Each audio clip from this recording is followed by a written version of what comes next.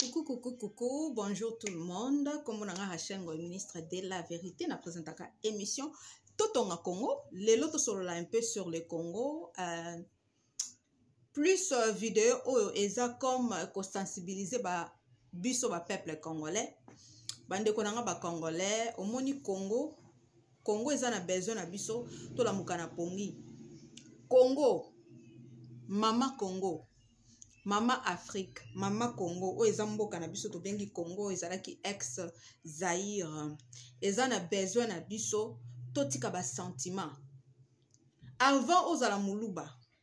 avant ozala mukongo, avant ozala muswahili, avant ozala mungala, ozana no congolais. Avant ozala nyonso wana, ozana no congolais.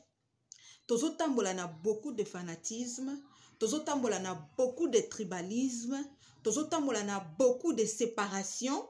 tozo tambola na beaucoup de division, tozo tambola ndenge Mama Congo alingi biso to tambola te. Tozo zwa mboka na biso, tozo pesango valeur te, comme il faut. Comme ba Congolais, to la kisa mayele na biso, to la kisa makasi na biso, biso peto koma komona na kati ya ba mboka oyo ya Afrique oyo zo mona na oba to so ba beti lisolo na mba zo kelengi nango oyebi pourquoi toza na kati ya distraction, toza na kati ya buzoba, toza na kati na kati ya distraction ya ba parti politique, toza na kati ya distraction ya muluba azande kona biso muluba azande kona biso mukongo bino bakatange bozwa ki pouvoir bino baluba siko bozi pouvoir bino bangala bozwa ki pouvoir bakongo bazwa ki yaya avant tozala ba tribu na biso tozana ba congolais moment oyo ezali très critique pour na président Fachi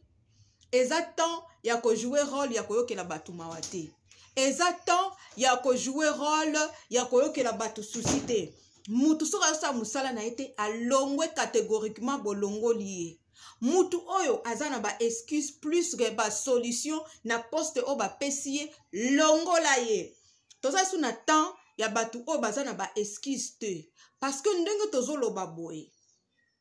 2023 kalate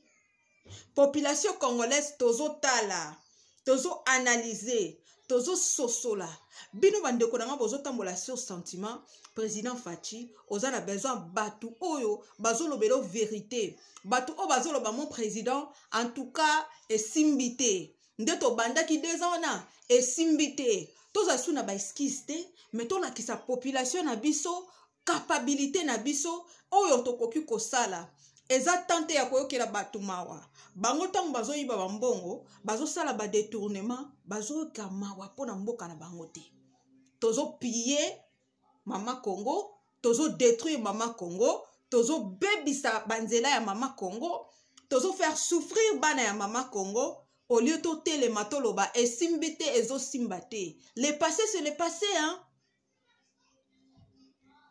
Président Joseph Kabila asi akei asi apemi na ye to mona kaya zo kangane ba photo azo sala makambu nde mususu eza temps pour na président na biso kolongola batu nyonso o bazo sala eloko te mutu nyonso oyo batie na poste ayebi posto batie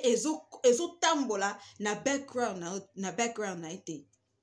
so totali CV na ye akoka kozala na poste wana te il faut longwa toza na temps ya mutu oyo ayebi eloko azosala tango batie na poste ayebi te aza kosassocie na batu oyo ayebi ke bayebi musala oyo po baede ye po asala musala na ye comme il faut toza su na temps te ya koengage batu oyo so totali ba CV na bango na baposte bapesi bango ezotambola te so totali baklasse batanga na poste oyo baza nango ezotambola te tolingi batu oyo bayebi eloko bazosala tango bazokota balobi nazokota awa na salaire na ngai ekosepelisa ngai naza na besoin koyiba te mais naza na posa Mama Congo akoma na top naza na posa Mama Congo ayebana na Afrique naza na posa Mama Congo azonga na valeur na ye batu pe bakoma kobanga mama na biso Congo bana ya Mama Congo o toza ba congolais tokoma so tozo beta lisolo ya Congo tozo tout à tour avec beaucoup de fierté toza na lolendo mboka na biso et non pas bandeko na biso bando seka biso tala mboka na bino tala bwe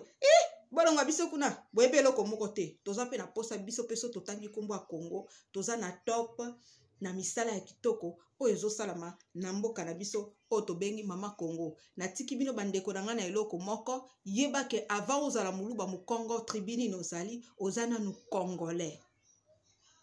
Totika distraction ya batribi, totika kobamba mabanga bino bosalaki boye bino bosalaki boye, tovanda ensemble, totala eloko ni tokoki kosala population congolaise longola esprit ya kobanga. Eloko omoni ezosimba te, koyoka soni te, koyoka mawa te ya kodeklare badroit na yo. Comme on a Rachel Ngoy ministre de la vérité na présentaka émission Nabino Totonga Congo Tokokutana. À la prochaine par la grâce de Dieu. Bye bye.